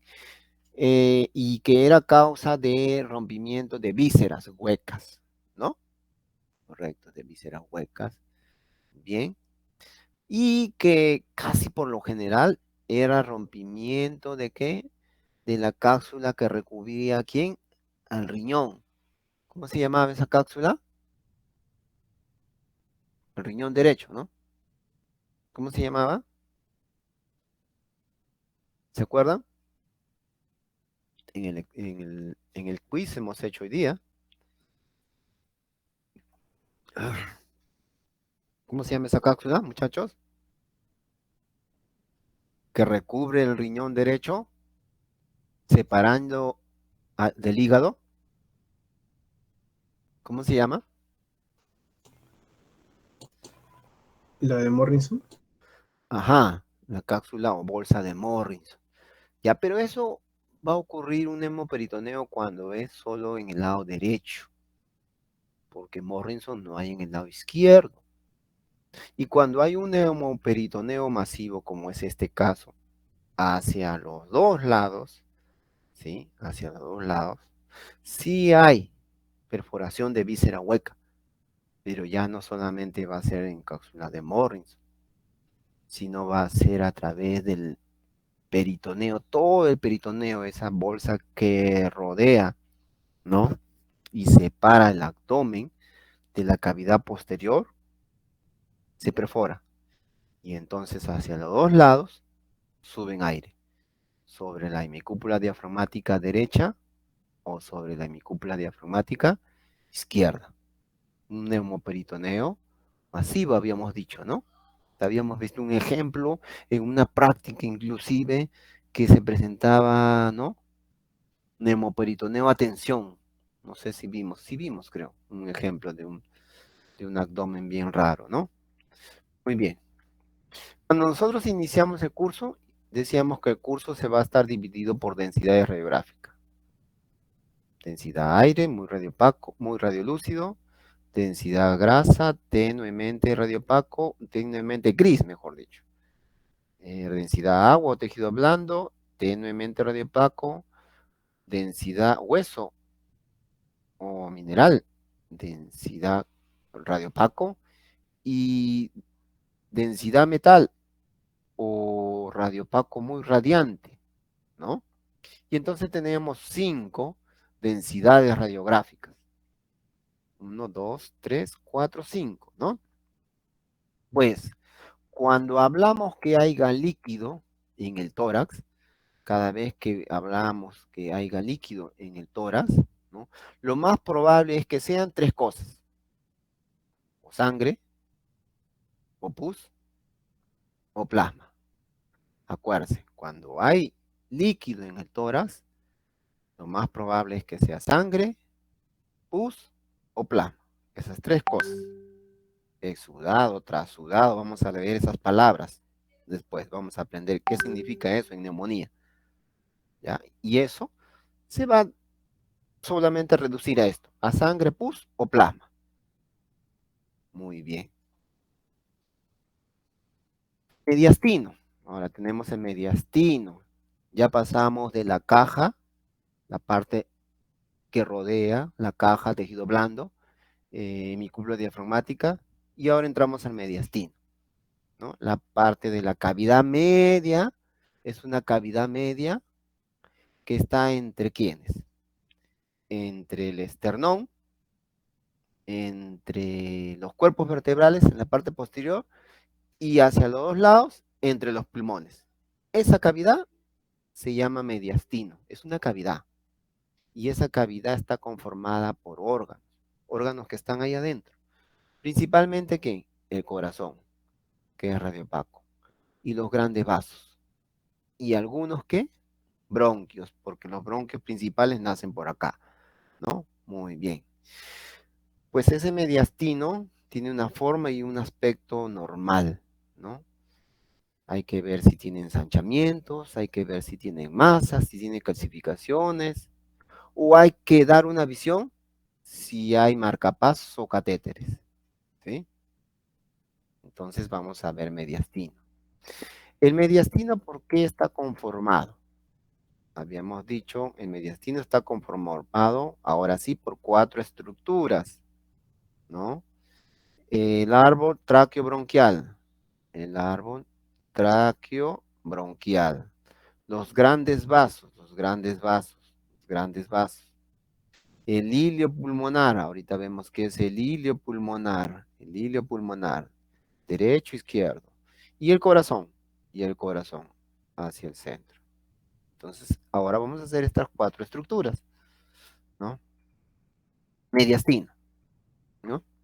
En una proyección lateral, ¿sí? En una proyección lateral, ¿no? Recuerda que el mediastino va desde el esternón hasta ¿qué? Hasta los cuerpos vertebrales. Y hacia los costados, que está con límite de ¿qué? De los campos pulmonares. Muy bien. Y en una proyección lateral, el mediastino lo vamos a dividir de esta forma. Recorriendo una línea paralela por el reborde del callado aórtico, ¿sí? Del arco aórtico, y por el reborde posterior del corazón, una línea tangencial a todo ello. Otra línea que une la parte anterior de los cuerpos vertebrales. Y entonces vamos a tener ahí 3 espacios, ¿no? Uno anterior, uno medio y uno posterior. Anterior, medio y posterior. Esta parte anterior, ¿no? Está conformado entre el espacio entre el esternón y entre esta línea media, mediastino anterior. Esta parte media está conformado por la línea anterior y la línea posterior, mediastino medio. Y por detrás de esa línea posterior hasta las apófisis espinosas, mediastino posterior. ¿No? Muy bien. ¿Quién está en mediastino anterior? Corazón. ¿Quién está en mediastino medio? Callado aórtico. ¿Quién está en mediastino posterior? No, prácticamente vértebras, ¿no? Es una cavidad virtual vacía. Para caso de mediastino es vacío, ¿no? Bien, entonces tenemos de ahí la conformación en radiografía en posición lateral del mediastino. Muy bien, el mediastino va a presentar líneas mediastínicas. En una radiografía se va a ver líneas mediastínicas, ¿sí? Vamos de arriba hacia abajo y de afuera hacia adentro, ¿ya? De arriba hacia abajo, vamos a ver, de afuera hacia adentro. Esta línea amarilla que vemos acá, ¿sí? Esta línea amarilla que vemos acá, ¿sí? Es la línea paratraqueal, o sea que está hacia el lado traqueal, pero al lado derecho. Y la otra, la contralateral, esta línea azul, es la línea paratraqueal del lado izquierdo. Muy bien. Entonces, correlacionando ello nomás, vamos a hacer esta línea de acá, las líneas verdes que ven ustedes acá, que están al lado de ¿qué? De los cuerpos vertebrales. Entonces se llamará línea paraespinales, línea paraespinales, línea paraespinal derecha, línea paraespinal, ¿qué? Izquierda. Ya. Ujú. Por la parte media, ¿no? Hacia la parte superior, tenemos una línea acá que vemos, ¿sí? Y se va a denominar ¿qué? La línea de unión posterior. Así se llama, en morado. Por debajo, vamos a tener que otra línea. ¿Esta línea qué es? ¿Qué será esta línea? ¿Sí? Acá tenemos el esquema, la correlación, por si acaso, si es que no lo ven. ¿Qué será? La línea, de acá, de unión anterior. Esta es la línea de unión anterior. Muy bien. Y esta línea en rojo, la que está acá al centro en forma media de S ondulante, que es esta de acá, es la línea pleuroesofágica o la paraesofágica, ¿no?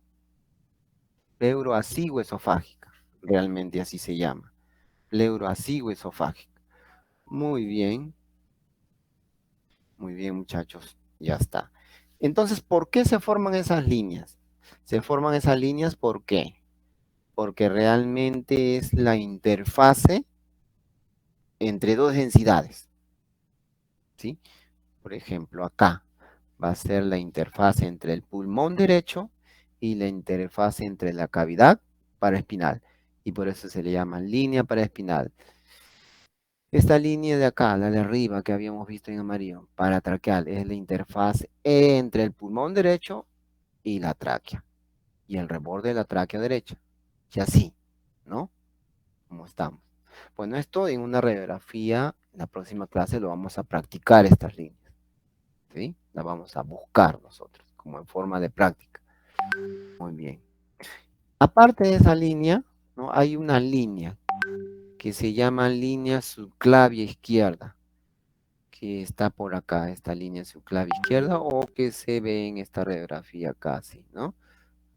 Sino que ha sido borrado la otra parte, o ahí, esta parte de acá, acá, ¿ven? Ahí, esta línea, ya, eso. O esta línea que vemos acá, ¿sí? Esa es la línea subclavia izquierda, que forma parte de la interfase entre la arteria subclavia y la parte pulmonar, ¿no? También hay una interfase entre la tráquea, ¿no? Y vamos a ver que se va a ver la línea paratraqueal, que es del árbol traqueal, ¿no? En frontal o en lateral, la tráquea, ¿no? En mediastino también tenemos que ver algo. Tenemos que ver al corazón, ¿no? Y ese mediastino, ese corazón, vamos a ver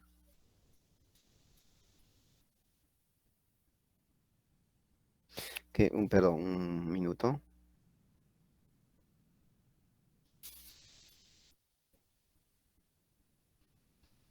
Ese corazón se va a evaluar de acuerdo a su volumen, ¿no? Ese volumen es evaluado de acuerdo a una relación, ¿no? De diámetro. Y eso se va a llamar índice cardiotorácico. Ese índice cardiotorácico va a estar relacionado en una fracción, matemáticamente, ¿no? Entre el diámetro de corazón, que va de este borde del lado derecho hacia el borde del lado izquierdo, ¿sobre quién? Sobre el diámetro torácico, pero ese diámetro torácico pueden ser dos. Un diámetro torácico que va del reborde interno o un diámetro torácico que va del reborde externo. En el caso del índice cardiotorácico, es el diámetro torácico que va del reborde interno. Y entonces esa fracción se da, si nos vemos, va a ser una fracción, ¿no? Va a ser una fracción, si se dan cuenta, ¿no? Entonces, como es una fracción, decimos que es una relación. Entonces lo convertimos esa fracción en porcentajes, ¿ya? En porcentajes. Vamos a ver. El tamaño de la silueta cardíaca, ¿no? La forma más empírica, más fácil de visualizar el tamaño de una silueta cardíaca es a través de una radiografía de tórax. Y a través de una radiografía de tórax, ¿cómo hacemos? Midiendo a través del índice cardiotorácico. Cardiotorácico. La misma palabra dice corazón sobre tórax, ¿no? Diámetro cardíaco sobre diámetro torácico, torácico interno. Ya. La radiografía simple de tórax es el método más rápido para determinar ello, a través del índice cardiotorácico. ¿Y el índice cardiotorácico qué es otra vez? Es la relación entre el diámetro transverso cardíaco y el diámetro torácico interno máximo, que en condiciones normales no debe ser mayor a 50%. No debe ser mayor a 50%, ¿sí? Nunca va a ser mayor a su 50%. Muy bien, ¿sí? El corazón, la sombra cardíaca. Hay un capítulo para corazón. Luego de tórax hay un capítulo de corazón, ¿no? Pero vamos a hacer en forma general, ¿no? Porque estamos viendo tórax, no el corazón. Todo lo que está en azul es sangre venosa y todo lo que está en rojo es sangre arterial, ¿ya? Entonces tenemos esta parte venosa que está conformada del corazón derecho y esta parte izquierda que está conformada por una parte arterial. Tenemos aurícula derecha hacia arriba, ¿no? Tenemos ventrículo izquierdo hacia este lado. ¿Sí? Por encima de la aurícula derecha vamos a tener una línea que va a estar formando el reborde externo ¿de quién? De la cava superior. El reborde externo de la cava superior. Ya está. El reborde externo de la cava superior. Por encima del ventrículo izquierdo, ¿quién va a estar? La orejuela. No he dicho la aurícula, he dicho la orejuela izquierda, que es una estructura que va recubriendo toda la aurícula, ¿no? Que no es la aurícula, ¿no? Y que se ve como un reborde, ¿sí? Acá, que estas líneas, ¿no? En azul. Muy bien. Por debajo de esta aurícula derecha, vamos a ver a esta sombrita pequeña que va a ser la cava inferior. Entonces, tenemos por encima de la aurícula derecha la cava superior y por debajo la cava inferior. Por encima del ventrículo izquierdo, la orejuela izquierda. Más importante son estas dos. La cava superior e inferior. Muy bien. Eso es en una proyección frontal. Y en una proyección lateral, ¿qué pasó? Hacia adelante se va la parte de ¿qué? Del corazón izquierdo y hacia atrás el corazón derecho. ¿Sí? Se va el ventrículo del lado derecho y la aurícula del lado izquierdo. Y debajo de la aurícula del lado izquierda vamos a ver quién, la cava inferior en proyección. ¿Ah? No es que esté por debajo, ¿no?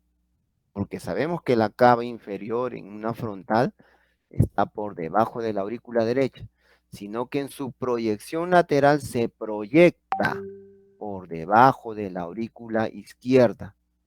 ¿Sí? Ojo. Muy bien. ¿Qué más tenemos? Tenemos que hay un reborde de esas líneas que hemos marcado, hay unas líneas que son las líneas paraórticas, la línea que es la interfase entre la aorta y el pulmón, ¿no? Y va a formar un reborde que es la línea paraórtica, ¿ya? Muy bien, la línea paraórtica, ¿no? Vemos así esta línea que está acá en punteaditas. Muy bien. Tenemos también otro reborde, este reborde en rojo, que está por debajo del callado aórtico, por debajo, que es la arteria pulmonar, esta imagen medio ovalada, que es la arteria pulmonar, ¿sí? Arteria pulmonar, grábense esto porque esto sí es importante, muchachos. Arteria pulmonar, la próxima clase al iniciar, repito esta parte porque es importante, ¿sí? Luego tenemos una línea que va todo contrario a la paraórtica. Si la paraórtica era así, ¿sí? La paraórtica era así. Tenemos otra línea, la paraesofágica, que va todo lo contrario, así. ¿Ve? Entonces, entre la paraórtica y la paraesofágica forman una X. Sí, forman una X, pues, ¿no? Ujú. Y tenemos los ilios en una proyección lateral, esto que está punteado en rojo, ilios. Entonces vamos a desarrollar los ilios pulmonares ahora, ¿no? Recuerden que estamos en esta parte, para que no se pierdan. Nosotros estábamos desarrollando mediastino, árbol traqueobronquial, hicimos. Grandes vasos, ya hemos mencionado. Ahora vamos a hacer ilios pulmonares. Muy bien, ilios pulmonares, entonces. Ilios pulmonares. Anatómicamente, se dice que el hilio es un conjunto ¿de qué? De un vaso, de una arteria, de un bronquio, ¿no? Y de un nervio. O sea, de una arteria, de una vena, de un nervio. O sea, es el van, como nosotros decíamos en anatomía, ¿no? Vena, arteria y nervio, ¿no? Y algo de bronquios. Ya está. Eso es el hilio. Pero el hilio se va a formar ¿cuándo? Anatómicamente son ese conjunto, ¿ya? Son ese conjunto, ¿sí? Que desde el mediastino, cuando están en mediastino el hilio, eso están en la cavidad mediastínica, todavía no están dentro del pulmón, entran atravesando, ¿qué? Las membranas, esas membranas que se llaman, ¿qué? Pleura. Cuando pasan esa pleura, cuando atraviesan esa pleura, ¿no? a esa vena, arteria, nervio y bronquio, recién ahí se va a denominar ilio. O sea, a la vena, arteria y nervio y bronquio, que está por fuera de quién, de la pleura, que es mínimo, será ni 1 centímetro, no se llamará ilio. Lo que está por dentro sí se llamará ilio. Penetran, o sea, ya ¿a qué? A la pleura. Y eso está en relación con campos pulmonares. También ese ilio que presenta algunos ganglios linfáticos pequeños. Muy bien, algunos ganglios linfáticos pequeños. Ese ilio es de esta forma, como está acá en rojo. El ilio derecho y el ilio izquierdo. ¿Sí? Un ilio. ¿Sí? El ilio normalmente se presenta así, como vemos aquí, alargados, en forma como de ramas de árboles, ¿no? Pero hay algunas veces que esos ilios que están formados por bronquios principalmente, se va a formar de esta forma, como este negrito que vemos aquí. ¿Y cuándo será así? Cuando el rayo de los rayos X sean, ¿sí? Atraviesen una luz de un hilio, o sea, de esta forma, ¿no? Se ve así, en forma perpendicular. Los cilios pulmonares, ¿no? Como está indicando esas flechas, hilio pulmonar derecho, hilio pulmonar izquierdo, ¿no? El hilio pulmonar derecho está formado por la arteria pulmonar y el hilio pulmonar izquierdo está formado por la arteria pulmonar izquierda. O sea, los hilios pulmonares están formados por arterias pulmonares, pulmonar derecha, pulmonar izquierda, ¿no? Esta, vamos a ver, arteria pulmonar derecha, arteria pulmonar izquierda, ¿sí? Hilio derecho, hilio izquierdo. Muy bien. Hay una sistemática, nosotros estamos haciendo una sistemática de lectura, ¿no? Y vamos a ver a los pulmones, que los pulmones se van a distender máximo en una inspiración, hemos dicho, ¿no? Corazón, cúpula diafragmática por debajo. Y por ello debe verse a través de todo ese campo pulmonar que los vasos, y a través de esos vasos se deben ver estructuras normales, ¿no? Muy bien. En una proyección lateral de tórax, ¿no? Tenemos que, como ya hemos dicho, valorar globalmente, o sea, una visión generalizada de tamaño y densidad. Tenemos que buscar, ¿qué? Aumentos o disminuciones de densidades, ¿no? Comparar distribución de vasos, del lado derecho con el lado izquierdo, o el lado superior con el lado inferior, o el parénquima derecho con el parénquima izquierdo, ¿no? Tenemos que buscar lesiones en forma general. Vamos a ver ahora los bronquios, ¿no? Los bronquios intrapulmonares, ¿no? ¿Los bronquios intrapulmonares se verán en pulmón? No. ¿Por qué no se ven? Porque no hay interfase. Bronquio, aire. Alveolo, aire. Ya hemos dicho, no se ve. Como no hay interfase, no se ven. ¿Ocasionalmente se pueden ver? Sí. ¿Cuándo se va a ver un bronquio nada más? Cuando, vamos a decir que esa imagen sea perpendicular, hemos dicho, al rayo, y lo atraviesa el rayo. Entonces se va a ver en forma ovalar, ¿no? Ese bronquio. En este caso sí se va a ver el bronquio. Después en otro no. Normalmente un bronquio no se ve, porque no hay interfaz, hemos dicho, ¿no? Los lóbulos pulmonares. Los lóbulos pulmonares son 3 derechos y 2 izquierdos.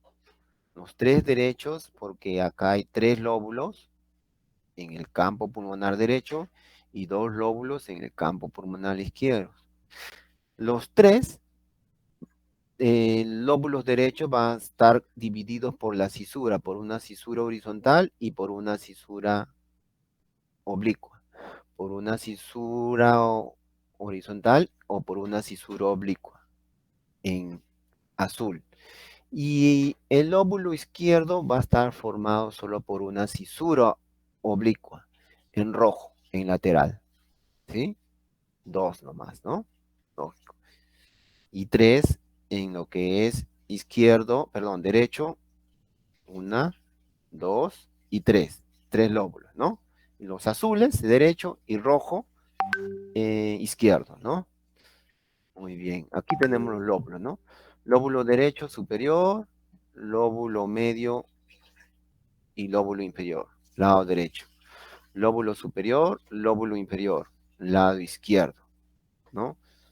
También tenemos lo que habíamos dicho, lo que ingresa hacia la pleura, ¿no? Que se llama, ¿qué era? El hilio, ¿no? Que era la vena, la arteria, ¿no? Y el nervio, ¿no? Y algo, y el bronquio, ¿no? Igualito hacia el otro lado. Muy bien. En proyección lateral tenemos que esas cisuras, ¿no?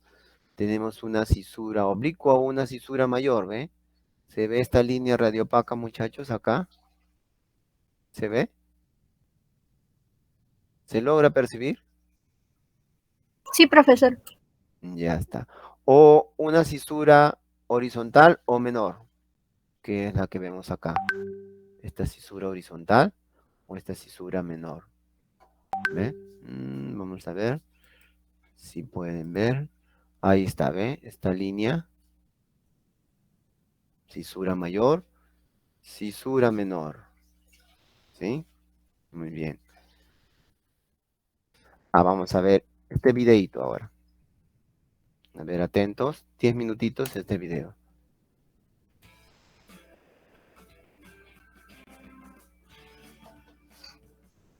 Hola a todos, bienvenidos nuevamente al curso básico de radiografía del tórax.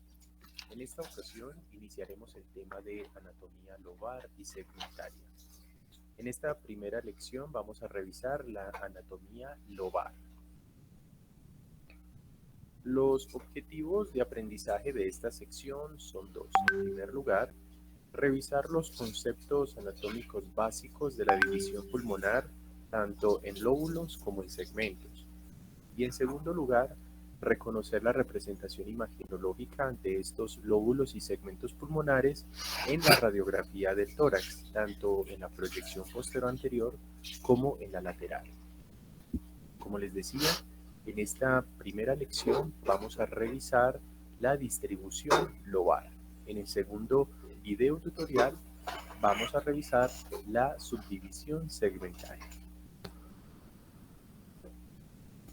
Una de las cualidades más importantes del análisis radiológico es reconocer estructuras de 3 dimensiones, como son todos los órganos del cuerpo humano, en un plano bidimensional, como son las radiografías, ya sea en proyección posterior anterior, como es esta, como en la lateral.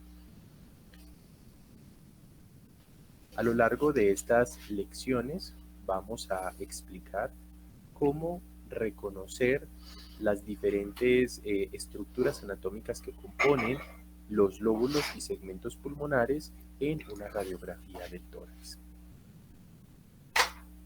Para tal fin vamos a utilizar como ejemplo esta radiografía de tórax en proyección posterior-anterior y proyección lateral izquierdas de un paciente masculino de 23 años de edad, asintomático y sin antecedentes patológicos previos, a quien se le realizó esta radiografía del tórax como requisito de ingreso laboral. Empecemos recordando algunas de las estructuras del árbol bronquial que son importantes. En primer lugar, la tráquea.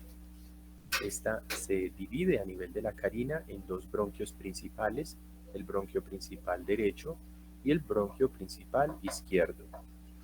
A su vez, los bronquios principales se dividen en bronquios lobares y estos a su vez se subdividen en bronquios segmentarios. En esta ilustración, las líneas azules discontinuas están dibujando el trayecto de la tráquea, la ubicación de la carina y los bronquios principales derecho y el bronquio principal izquierdo. Repito, bronquio principal derecho y bronquio principal izquierdo. Estas flechitas de color azul están indicando la visualización parcial de algunos segmentos de los bronquios lobares.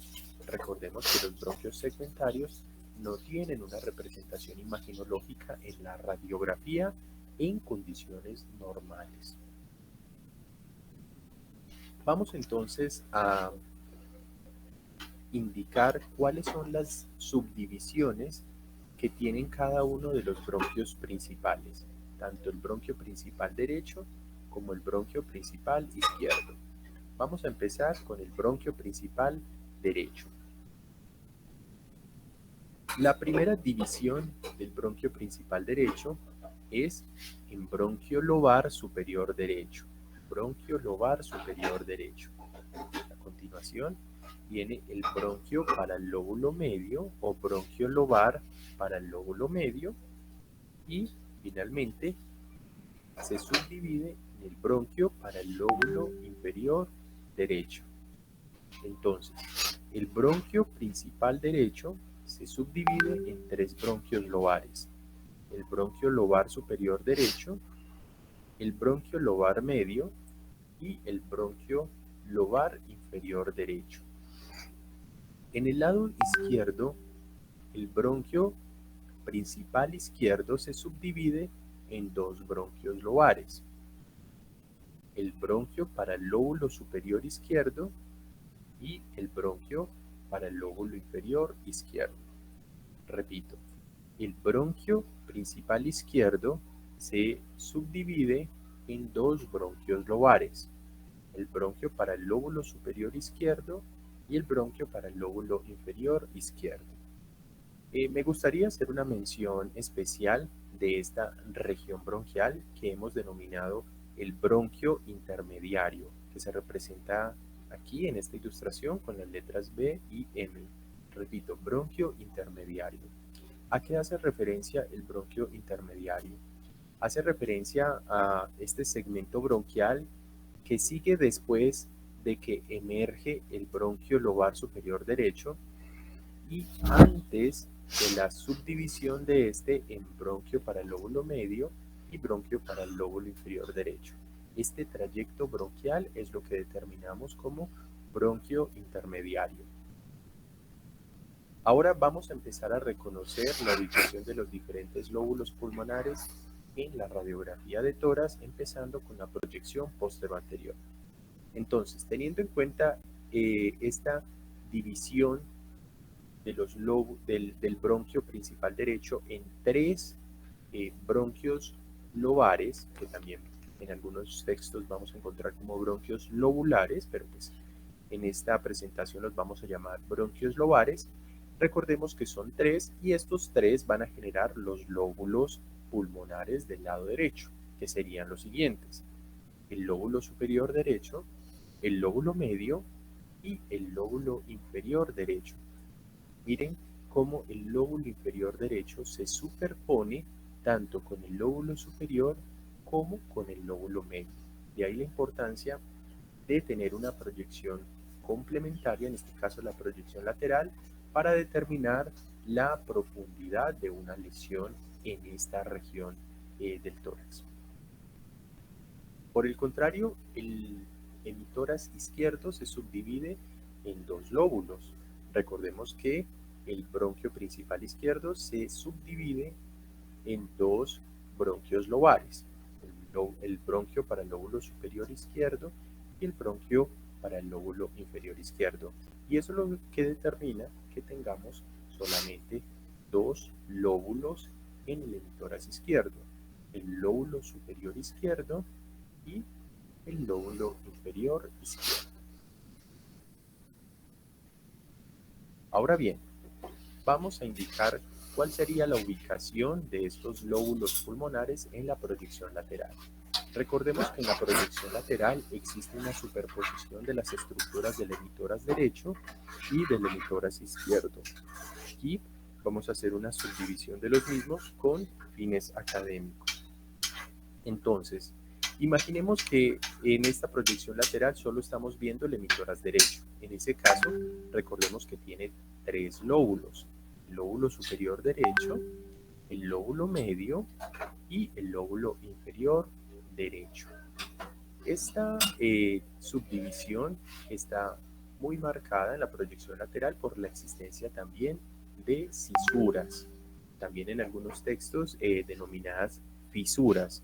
Para efectos de este videotutorial vamos a utilizar la denominación cisura. Esta gran cisura que estamos resaltando